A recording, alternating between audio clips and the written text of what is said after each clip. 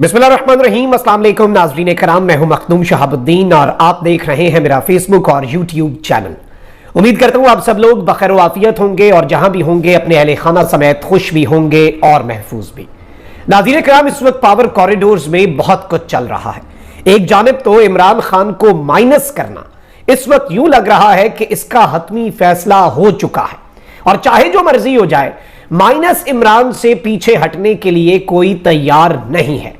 आप देख लें कि इस वक्त मुकम्मल तौर पे जो सूरत हाल है उसमें जिस तरह से लोग पाकिस्तान तहरीक इंसाफ को छोड़ रहे हैं, जिस तरह से जो पाकिस्तान तहरीक इंसाफ को नहीं छोड़ रहे, उनके साथ जो हो रहा है, परवेज इलाही साहब जो हैं उन्हें अदालत ने बरी किया, उन्हें दोबारा गिरफ्तार कर लिया गया।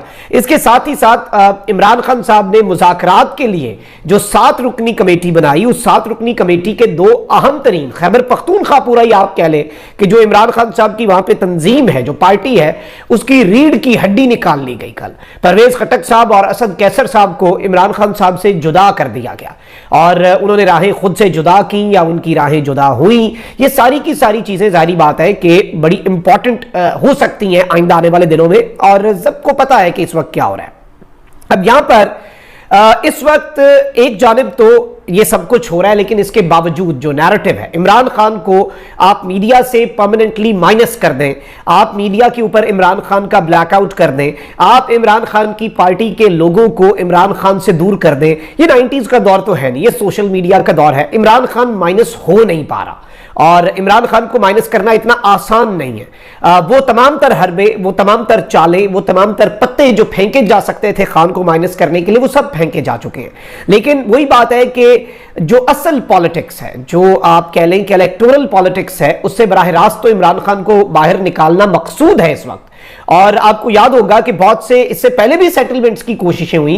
अकील करीम डेडी साहब को भेजा गया खान साहब के पास, उस वक्त भी एक खान साहब के पास ऑफर थी। अब उसी तर्ज की यूं लग रहा है कि एक नई ऑफर है जो इमरान खान की मेज पर रख दी गई है और एक ऐसा फॉर्मूला आया है जिस फॉर्मूले के तहत खान साहब वजीर आजम तो बन सकते हैं, सांप भी मर सकता है, लाठी जो है वो भी सलामत रह सकती है, और सियासी बहरान का खात्मा जो चाबी है वो इमरान खान के हाथ में दे दी गई है। तो ये जो डेवलपमेंट्स हैं और ये इस मर्तबा जो खबर है और ये जो एक सजेशन है इमरान खान साहब के लिए, ये एक बड़े अहम शख्स की तरफ से आया और मैं इसलिए उन्हें आम तरीन शख्स समझता हूं क्योंकि GHQ जो है उसके जराए की खबरें देते रहते हैं। अंसार अब्बासी साहब हमारे सीनियर हैं और बड़ी मुनासिब बातें करते हैं। बहुत सी बातें बहुत मरतबा PTI के लोगों को अच्छी नहीं लगती, बहुत सी बातें कभी कभी दूसरी साइड के लोगों को अच्छी नहीं लगती, लेकिन एक चीज है जिसे मानना पड़ेगा कि जो ताकतवर हल्के हैं, जो पावर कॉरिडोर्स हैं, उनके जो जराए हैं और वो इस वक्त अंसार अब्बासी साहब के स्ट्रांग हैं। पिछले 1-1.5 साल से हम देखते आ रहे हैं, इस चीज को ऑब्जर्व करते आ रहे हैं। अब एक जानिब तो ये सब हो रहा है, वहीं दूसरी जानिब बहुत से लोग खान साहब के साथ डटे हुए हैं। अब आप देख लें कि पाकिस्तान तहरीक इंसाफ के रहनुमा और साबिक विफाकी वजीर हमाद अजहर भी डटे हुए हैं। उन्होंने कहा है कि कठपुतलियों से नहीं, सिर्फ हकीकी फैसला साजों से मुज़ाकरात की पेशकश की है। यानी ये जो मुज़ाकरात हैं ये हकीकी फैसला साज जो दर हकीकत इस मुल्क के अंदर फैसले करते हैं, जिनके पास फैसलों का इख्तियार होता है, सिर्फ उनके साथ मुज़ाकरात होंगे, कठपुतलियों के साथ मुज़ाकरात होने कोई नहीं है। PTI रहनुमा हमाद अजहर ने अपने बयान में कहा कि हम कठपुतलियों से मुज़ाकरात करके वक्त जाया नहीं करना चाहते। पाकिस्तान डेमोक्रेटिक मूवमेंट PDM हुकूमत को तनकीद का निशाना बनाते हुए हमाद अजहर ने कहा कि ये मुसल्लत शुदा लोग हैं जिनका कोई वोट बैंक नहीं है, ये लोग विसाखियों के पीछे छुप रहे हैं। और इन्होंने कहा कि हमारी पेशकश जो है वो सिर्फ हकीकी फैसला साजों के लिए है। यानी एक मरतबा फिर जो ताकतवर हल्के हैं उन्हें यह वाज़े पैगाम भेजा गया है खान साहब की मौजूदा टीम की तरफ से कि हम आपके साथ बैठ के मुज़ाकरात करने के लिए तैयार हैं, हम आपके साथ बैठ के मामलात जो हैं उन्हें सब्र व तहम्मुल से, अफ़ाम व तफ़हीम से हल करने के लिए तैयार हैं। अब पाकिस्तान की सियासत में बहुत मरतबा ऐसा हुआ है कि जो टॉप की पॉलिटिकल लीडरशिप है उसके साथ कोई फड्डा बन जाए। अब यहां पर बेनिफिशरी कौन है? इमरान खान बमुकाबला एस्टैब्लिशमेंट का बेनिफिशरी है सिर्फ और सिर्फ PDM का ये टोला। और ये जो है ये डायरेक्टली ना एस्टैब्लिशमेंट को कमजोर कर सकते थे, ये डायरेक्टली ना इमरान खान का मुकाबला कर सकते थे। इनकी इतनी वक़्त ही नहीं थी, इनकी इतनी हैसियत ही नहीं थी, लेकिन बहुत अच्छा खेल खेला इन्होंने, बहुत जैसे कहते हैं ना वेल प्लेड।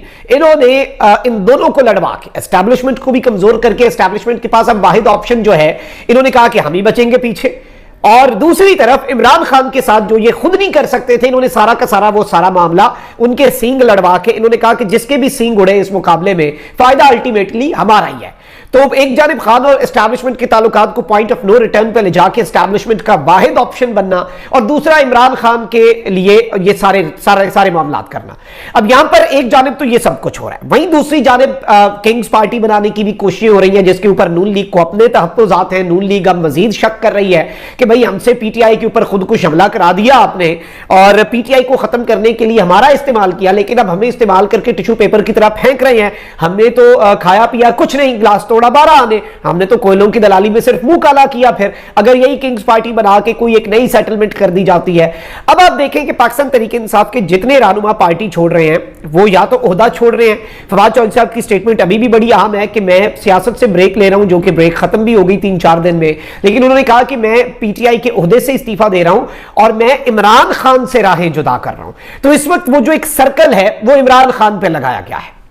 अब ये कंसर्न पीडीएम को है, इनके साथी ऑलरेडी ये कंसर्न जो है पीडीएम के साथ जो करीबी साथी हैं इनके, और साथी हो गए इनके वो तो, लेकिन वो इस कंसर्न का इजहार बार बार कर रहे हैं कि वो इस वक्त इस चीज पर परेशान है कि इमरान खान की पार्टी के सारे लोग जो हैं, अगर उन्हें इकट्ठा करके उन्हें एनआरओ दे दिया जाता है या उनके ऊपर किसी को गुस्सा नहीं, और खान को अमलन जो इलेक्टोरल पॉलिटिक्स है, जो बैलेट की पॉलिटिक्स है, उससे सिर्फ माइनस कर दिया जाता है, तो फिर क्या पीटीआई भी काबिल कबूल होगी?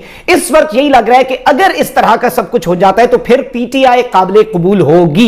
बेनजीर भुट्टो ने भी पार्टी अमीन फहीम के हवाले की थी, यह मिसाल भी दी जा रही है।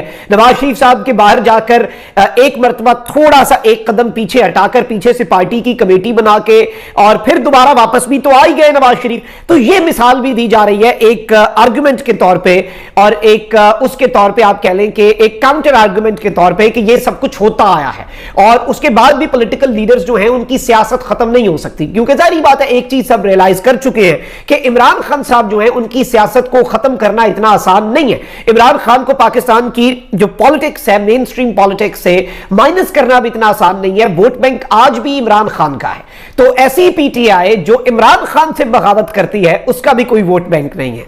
सिर्फ उसी पीटीआई का वोट बैंक होगा जिसे इमरान खान का नॉड हासिल होगा, जिस पर इमरान खान हाथ रखेंगे, वही पीटीआई अवाम को काबिल कबूल होगी। अब ये एक बड़ी इंपॉर्टेंट चीज है, और इसके ऊपर अब जारी बात है, आपको पता है कि काम शुरू हो चुका हुआ है, और ये जो ऑप्शन है ये पीडीएम के लिए कतन भी किसी भी सूरत अच्छा ऑप्शन नहीं है। ये पीडीएम के लिए कोई मौजू ऑप्शन नहीं है। इससे पहले भी आप देखें कि इमरान खान साहब को जब मुल्क से बाहर जाने की एक पेशकश की गई, उस वक्त भी यही कहा गया था कि हमें वरना बहुत कुछ करना पड़ जाएगा, आप मुल्क से चले जाएं।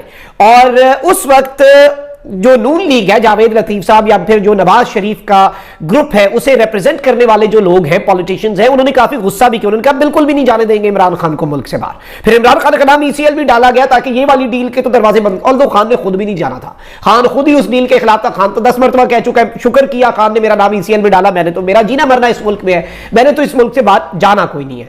तो ये चीज भी ऑलरेडी हो चुकी है। तो इस चीज को भी अगर तनाजुर में रखा जाए तो नून लीग इस डील से भी इतनी कोई खुश नहीं थी कि इमरान खान जो है उन्हें इस तरह से बाहर रखा जाए या फिर बाहर भेज दिया जाए और ये सब कुछ। और इमरान खान साहब कुछ अरसे के लिए सियासत से जो प्रैक्टिकल पॉलिटिक्स होती है उससे पीछे हट जाएं। तो ये सारी की सारी चीजें तो हो रही हैं इस वक्त। अब यहां पर जो नैरेटिव बन रहा है, और अंसार अब्बासी साहब हैं, सीनियर साफी हैं, और जारी बात है कि वो उन्होंने जो एक सजेशन दी है अभी, और ये सजेशन बड़ी इंपॉर्टेंट है क्योंकि अंसार अब्बासी साहब is very close to the power corridors as well.